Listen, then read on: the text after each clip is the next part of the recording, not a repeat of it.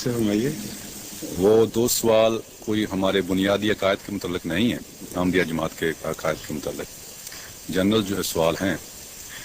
ایک سوال تو یہ ہے ان کا کہ دنیا میں اور بھی بہت سے فرقے ہیں اسلام میں، اور کئی فرقوں کے بڑے بڑے عجیب عقائد ہیں۔ کیا وجہ ہے کہ ان کو سب کو چھوڑ کر کوئی ان کی طرف نظر نہیں اٹھاتا؟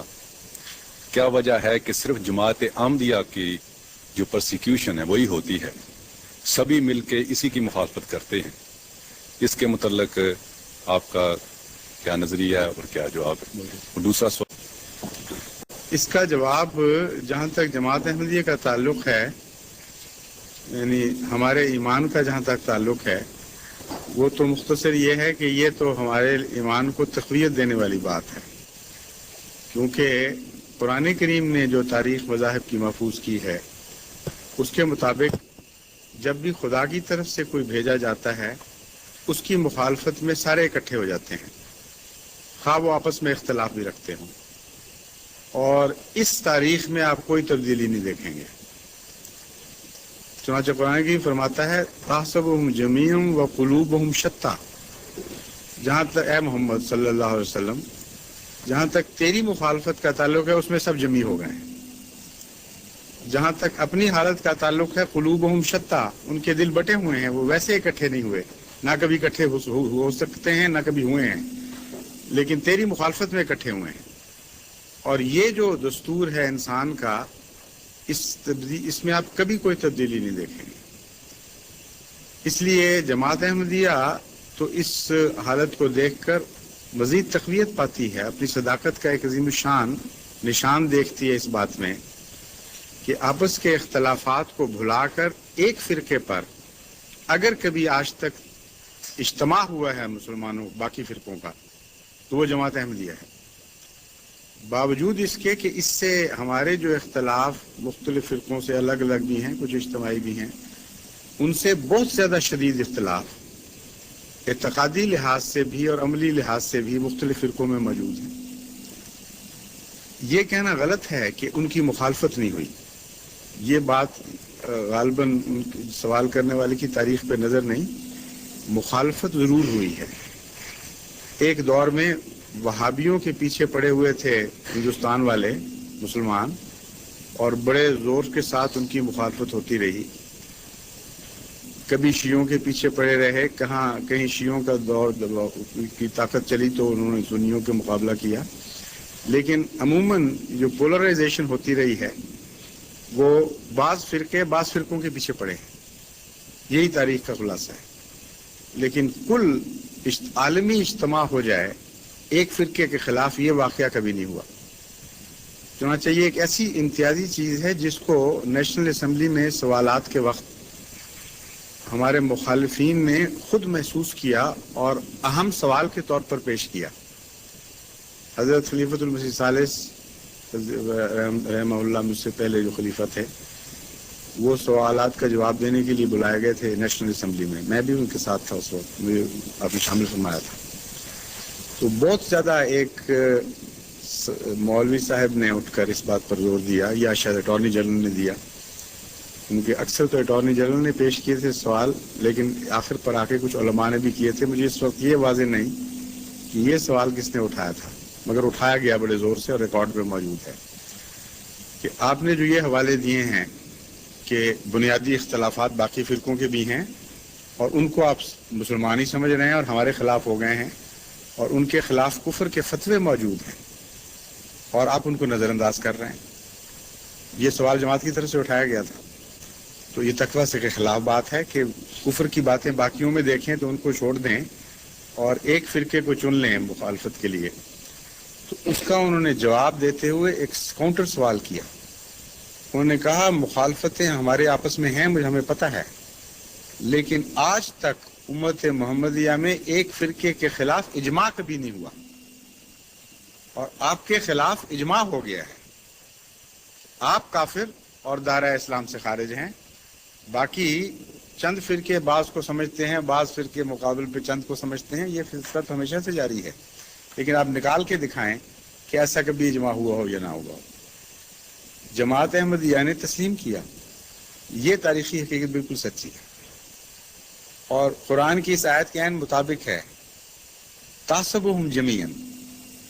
اجماع ضرور ہوا ہے، وقلوبهم شتیٰ، لیکن آپس میں بٹے ہوئے ہوں. اجماع ہوا ہے جماعت احمدیہ کی مخالفت پر. اس اجماع کے متعلق جماعت احمدیہ نے یہ ایک موقف پیش فرمایا کہ اس اجماع کا ذکر احادیث میں موجود ہے، اس لیے ہماری باتوں کو تو تم نہیں مانو گے، لیکن اگر تمہیں حضرت اقدس محمد مصطفیٰ صلی اللہ علیہ وآلہ وسلم سے سچا پیار اور عقیدت ہے، تم غلامی کا سچا دعویٰ کرتے ہو، تو اب اس کی روشنی میں اس حدیث پر غور کرو کہ تمہارے اجماع کی حقیقت کیا ہے. ایک موقع پر حضرت صلی اللہ علیہ وآلہ وسلم نے اپنی امت کے بٹنے کا ذکر فرمایا اور بڑے درد سے یہ بتایا کہ جس طرح یہود بتبدیل 72 فرقوں میں بٹ گئے تھے، میری امت بھی پھٹتے پھٹتے 72 فرقوں میں پھٹ کے منقسم ہو جائے گی. پھر فرمایا کہ ایک جماعت پھر خدا بنائے گا، یعنی ایک جماعت ہوگی 73ویں، اور وہ جماعت، اس جماعت کے سوا کلہم فی النار، وہ باقی سارے فرقے ناری ہوں گے. اس کا یہ مطلب نہیں کہ نعوذ باللہ ہر مسلمان جو دوسرے فرقوں سے تعلق ہے جہنم میں جائے گا. یہ ایک ناراضگی کا اظہار ہے حضرت صلی اللہ علیہ وسلم کی طرف سے، یہ بتانے کا کہ وہ حقیقی مسلمان نہیں رہے. اس میں دو باتیں بہت عظیم الشان بیان ہوئیں. اول یہ کہ سواد اعظم کا دعویٰ کرنے والے کہ چونکہ سواد اعظم کا فیصلہ اس لیے سچا ہوگا، اس کے خلاف حضرت صلی اللہ علیہ وآلہ وسلم کا فتویٰ مل گیا کہ یہ اس کی بنیاد ہی کوئی نہیں کہ سواد اعظم کا فیصلہ سچا ہوتا ہے، بلکہ 73 میں سے ایک کو جماعت کہا اور جو بعد میں آنے والی ہے، اور 72 کو صداقت سے دور فرمایا، 72 کو صداقت سے ہٹا ہوا فرمایا. 72 کو ایک طرف رکھا، ایک تھیلی میں ڈالا، اور ایک کو ایک تھیلی میں ڈالا، ان دونوں کے درمیان امتیاز کر دیا. اب سوال یہ پیدا ہوتا تھا کہ ان 72 کی اس ایک کے مقابل پر کیا حیثیت ہے. تو حضرت خلیفۃ المسیح الثالث نے اسمبلی کے ممبروں سے بڑے ادب سے یہ درخواست کی، توجہ دلائی کہ تم مسلمان حکومت میں رہ کر اسلام کے نام پر حاصل ہونے والے ملک میں اپنی اسمبلی میں حضرت صلی اللہ علیہ وسلم کے فیصلے کے خلاف بغاوت نہ کرو. خدا تعالیٰ اس چیز کو پسند نہیں کرے گا، تمہیں اس کی سزا ملے گی. تم یہ تو کہہ سکتے ہو کہ 72 یہ ہیں ہمارے نزدیک اور ایک یہ ہے، مگر یہ نہیں کہہ سکتے کہ ایک جھوٹا ہے اور 72 سچے ہیں، کیونکہ رسول اللہ صلی اللہ علیہ وسلم نے جو فتویٰ دیا ہے 72 اور ایک کا مقابلہ کر کے، اس میں 72 کو جھوٹا کہا ہے اور ایک کو سچا کہا ہے. تم یہ کہہ سکتے ہو کہ تم 72 میں ہو، ہمیں جھوٹا کہنا چاہتے ہو تو ہمیں سواد میں داخل کر کے جھوٹا کہو، سواد عالم سے نکال کے جھوٹا کہنے کا تمہارا حق کوئی نہیں بنتا. اس معاملے میں تمہارا فیصلہ نہیں چلے گا، چاہے تم 72 کے 72 اکٹھے ہو کر فیصلہ کرو، فیصلہ رسول اللہ صلی اللہ علیہ وسلم کا چلے گا. ہاں تم نے یہ اپنے ہاتھ سے اپنی تقدیر لکھ دی کہ ہم 72 ہیں اور یہ ایک ہے، اس لیے تم تو خودکشی کر رہے ہیں اس فیصلے میں. آپ نے بار بار توجہ دلائی کہ دیکھو میں تمہیں پھر نصیحت کرتا ہوں کہ کم سے کم شیعہ ایران سے ہی نصیحت پکڑ لو. شیعہ ایران نے یہ فیصلہ نہیں کیا کہ 72 سچے اور ایک غلط، انہوں نے کہا 72 غلط اور صرف شیعہ سچے، اور یہ کہہ کر مسلمان کی تعریف یہ کی کہ جو شیعہ ہے وہ مسلمان ہے. چنانچہ ایران میں صرف ایک ہی اسلام ہے، اس وقت شیعہ اسلام، باقی اسلام سمجھتا ہی نہیں. وہ قانون کے طور پر سوائے شیعہ کے کسی کو مسلمان سمجھا ہی نہیں جا سکتا. تعریف میں جو داخل ہو گیا، آپ نے فرمایا غلط ہوگا تم نہ مانو، لیکن بغاوت نہیں ہے، کیونکہ رسول اللہ صلی اللہ علیہ وسلم کا فیصلہ ہے یہی کہ جہاں 72 ایک طرف ہوں گے اور ایک طرف ہوگا، ایک طرف ہو،